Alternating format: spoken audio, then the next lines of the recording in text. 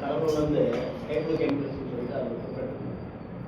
நாங்கள் வந்து இந்த Vinayagar dish wash, cloth wash, natural soap ஒரு 4-5 ஐட்டம் வாங்கி கொடுத்தோம். இந்த எம்எஸ்எம்இயில் வந்து எங்களுக்கு ட்ரைனிங் கொடுத்து ஃபுல் கவர்மெண்ட் செக்டரில் வந்து ஃபுல்லான பயிற்சி எடுத்து முழுமையான இதாக பண்ணுறோம்.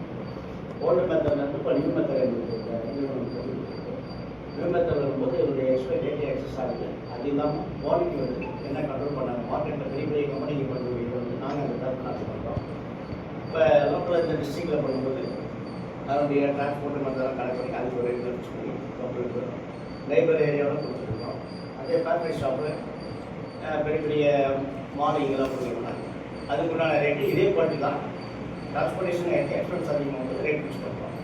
இப்போ குவாலிட்டியில் பார்க்கும்போது உங்களுக்கு வந்து ஃப்ளோர் எது பண்ணாலும் வந்து ஒன்றும் சைட் எஃபெக்ட் கிடையாது.